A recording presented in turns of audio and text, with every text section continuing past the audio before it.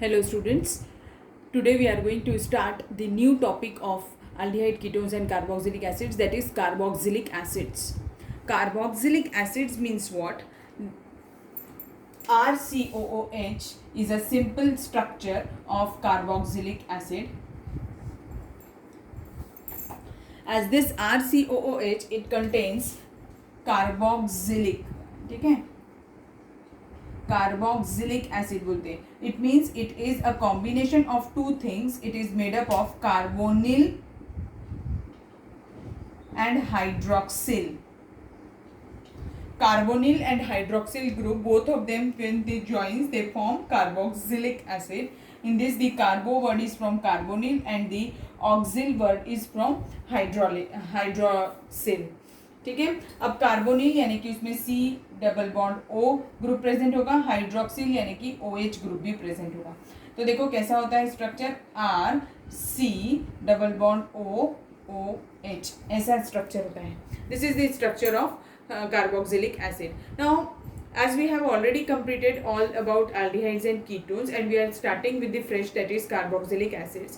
Actually, carboxylic acids and their derivatives is the chapter which is generally the questions comes on their derivatives in their objective exams only. In board exams, you have only carboxylic acids. ठीक है, कभी question नहीं पूछेंगे उसके derivatives के ऊपर. But अब हमारे सिलेबस में है जेई और नीट के, इसीलिए हम पढ़ रहे हैं carboxylic acids and their derivatives. ठीक है, यहाँ तक समझ में आया कि ये दो का कॉम्बिनेशन है, एक कार्बोनिल ग्रुप और दूसरा hydroxyl group. Now what is the importance of carboxylic acids. हम क्यों पढ़ रहे हैं ये chapter? The main and the important reason is what it is. Example ले लेते हैं इसके लिए. Formic acid. फॉर्मिक एसिड जो है it is used in rubber industries, textile industries, dyeing and electroplating and leather industries. Whereas acetic acid it is the chief constituent of vinegar. Vinegar में present होता है acetic acid and it is also used as a solvent. और फिर और भी carboxylic acids होते हैं. Example adipic acid जो है it is used in the preparation of nylon 66 and the esters which are the derivatives of carboxylic group, they are also used in perfumery industries. And the sodium benzoate is used as a food preservatives. हम आपने देखा होगा sodium benzoate sauce में डलता है, तो it is used as a, and it is what, it's an ester and it is a derivative of carboxylic acid. And the higher fatty acids are used in the preparation of soaps and detergents. That's why this chapter is very important for us as from the industrial point of view, as those who are in industries, in chemical factories, they are very used to these carboxylic acids. उन लोगों को बहुत सारी चीज़ों में carboxylic acids की ज़रूरत पड़ती है या फिर उनके derivatives की ज़रूरत पड़ती है. So let's start with the nomenclature part. Let's see the nomenclature part.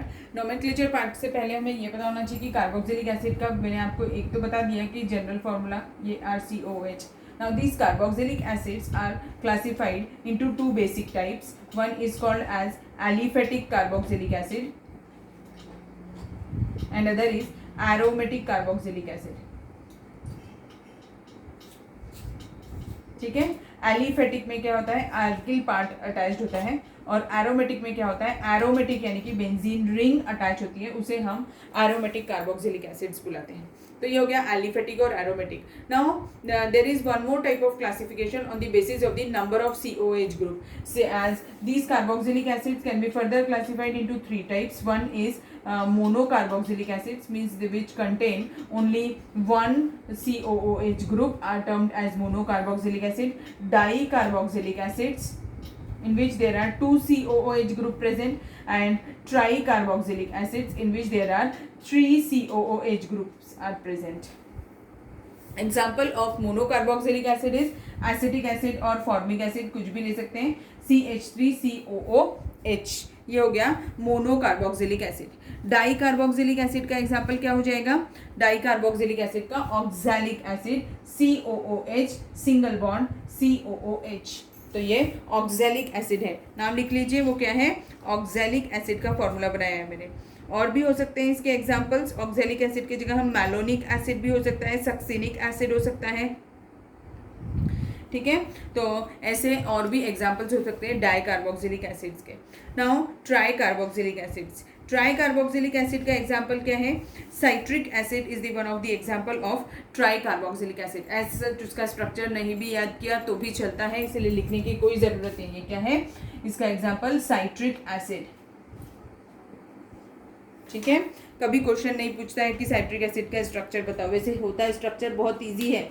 अगर आपको चाहिए तो मैं लिख देती हूँ यहाँ पर कैसा होता है। CH2COOH सिंगल बॉन्ड, ये पेन नहीं चल रहा,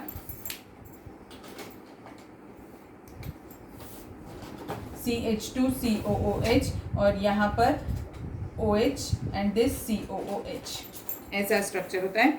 so this is the structure of citric acid, it is a try carboxylic acid. तो अब आपको क्लासिफिकेशन समझ में आ गया है ना।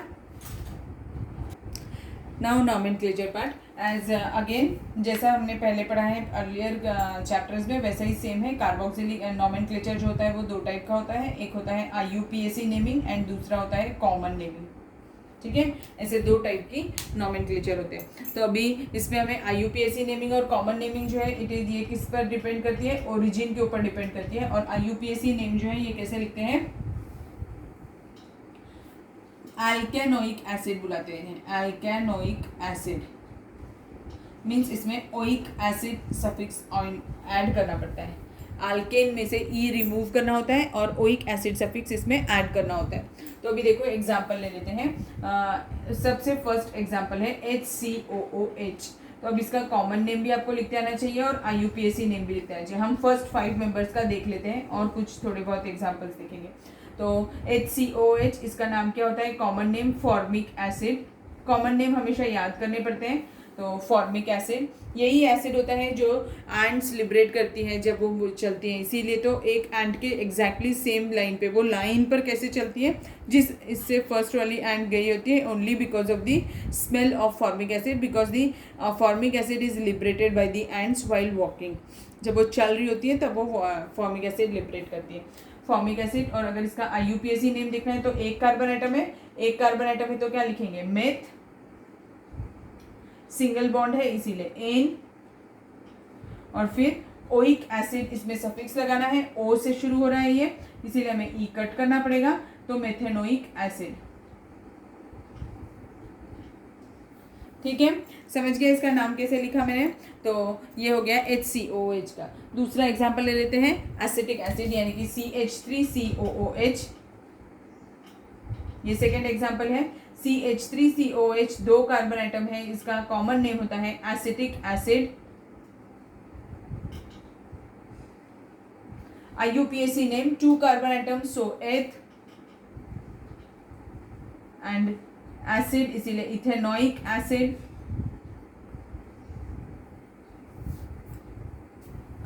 Third example CH3CH2COOH 3 carbon atom है, इसीलिए क्या नाम हो जाएगा? Propanoic acid. IUPAC नेम पहले बताया मैंने, it's name is propanoic acid. और अगर इसका कॉमन नेम लिखना होगा तो क्या होगा? Propanoic acid.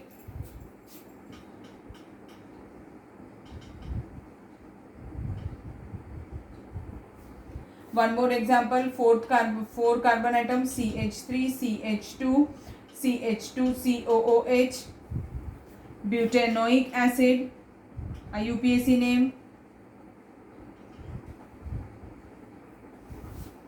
Common name butyric acid, n butyric acid.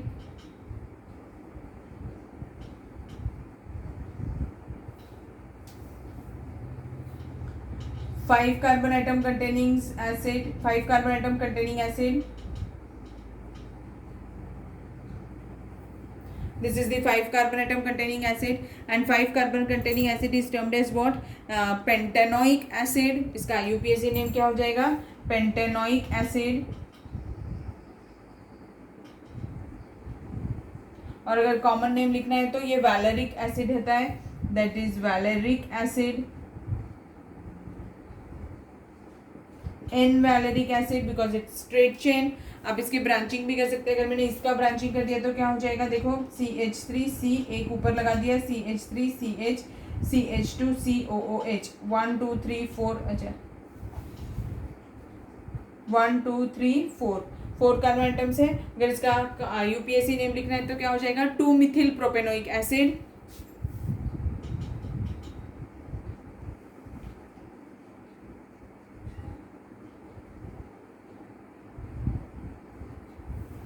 और अगर कॉमन नेम लिखना है तो आइसोब्यूटेरिक एसिड।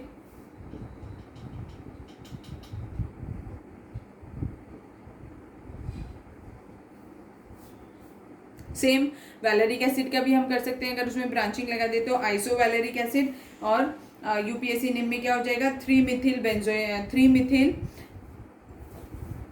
ब्यूटेनोइक एसिड, बेंजोइक बोल रही थी, 3 मिथिल ब्यूटेनोइक एसिड, ऐसा नाम हो जाएगा। अच्छा ये आपको दिखता नहीं है नीचे का,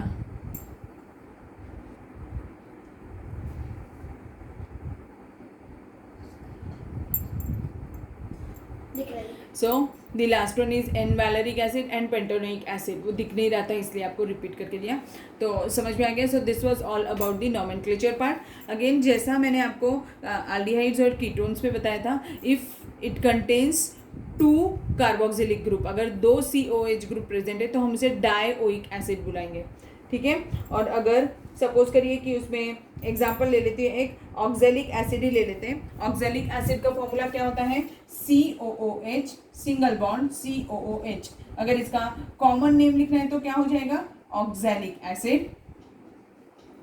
बट अगर मुझे इसका IUPAC नेम लिखना है तो कितने कार्बन आइटम्स है, 2, इसीलिए क्या हो जाएगा, एथ सिंगल बॉन्ड है एन, और ये क्या है, dioic acid, dioic acid, ethane dioic acid हो जाएगा, ठीक है। समझ में आया। अब ट्राई कार्बोक्सिलिक भी रहा तो 3 का अगर COH ग्रुप प्रेजेंट है तो उस केस में आप इसका कार्बन काउंट नहीं करेंगे, जैसे मैंने आपको एल्डिहाइड्स और कीटोन्स के केस में बताया था, सेम वैसा ही रहेगा, बाकी कोई चेंज नहीं रहेगा, ठीक है।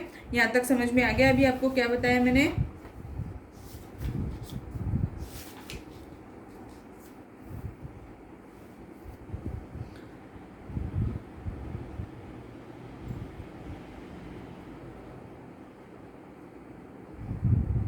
और भी कुछ एग्जाम्पल्स लेते हैं तो आपको और क्लियर हो। कुछ एग्जाम्पल्स लिए मैंने, उनके हम नाम लिखना सीखेंगे। तो अब जैसे ये कंपाउंड है फर्स्ट वाला, इस कंपाउंड का अगर मुझे नाम लिखना है तो क्या नाम होगा बताओ, कितने कार्बन आइटम्स है, 3 कार्बन आइटम्स है। नंबरिंग कहाँ से करेंगे, यहाँ से 1 2 3 कार्बन आइटम्स है, इसीलिए प्रॉप। 2 और 3 के बीच में डबल बॉन्ड है, इसीलिए 2 आइन। और फर्स्ट कार्बन पे ओइक एसिड है तो 1 ओइक एसिड, O से शुरू हो रहा है इसलिए E कट करना पड़ेगा, तो प्रॉप 2YN ओइक एसिड, ठीक है। 1 नहीं भी लिखा होता तो भी चलता। अब ये है, मैंने क्या बताया था आपको, if a compound contains more than 2 same type of functional group including same type of carbon containing functional group, in that case you have to not to count the carbon of the functional group. तो ये carbon हम count नहीं करेंगे और इसके बिना ही लिखेंगे 1 2 3 4 5 carbon atoms है इसीलिए पेंट हो गया, सिंगल बॉन्ड है इसीलिए पेंटेन हो गया। पेंटेन फर्स्ट पोजीशन पे है, थर्ड पोजीशन पे है और फिफ्थ पोजीशन पे है। 1, 3, 5 ट्राई कार्बोक्सिलिक एसिड हमें लिखना होगा, क्योंकि ये अब इसमें हमने कार्बन काउंट नहीं किया इसीलिए कार्बन लिखना जरूरी है, कार्बोक्सिलिक एसिड, ठीक है। समझ में आ गया इसका नाम कैसे लिखा मैंने, पेंटेन 1, 3, 5 ट्राई कार्बोक्सिलिक एसिड। पहले थोड़ा अलग मेथड होता था, बट अभी जो रिसेंटली IUPAC ने चेंजेस किए हैं उसके अकॉर्डिंगली अगर 3 carbon atoms 3 functional groups present होते हैं और उनमें कार्बन प्रेजेंट होता है तो हमें ऐसे ही नेमिंग करनी होती है इसकी, ठीक है। अब ये वाला देखो जो एक और मैंने दिया है, इसका नाम लिखना होगा तो क्या हो जाएगा, इसमें 1 2 3 कार्बन आइटम्स ही है, 3 कार्बन आइटम्स इसीलिए प्रॉप हो गया, सिंगल बॉन्ड है इसीलिए एन हो गया, तो प्रोपेन 1 2 और 3 पोजीशन पे 1 2 3 ट्राई कार्बोक्सिलिक एसिड, पूरा नाम वैसे ही होगा।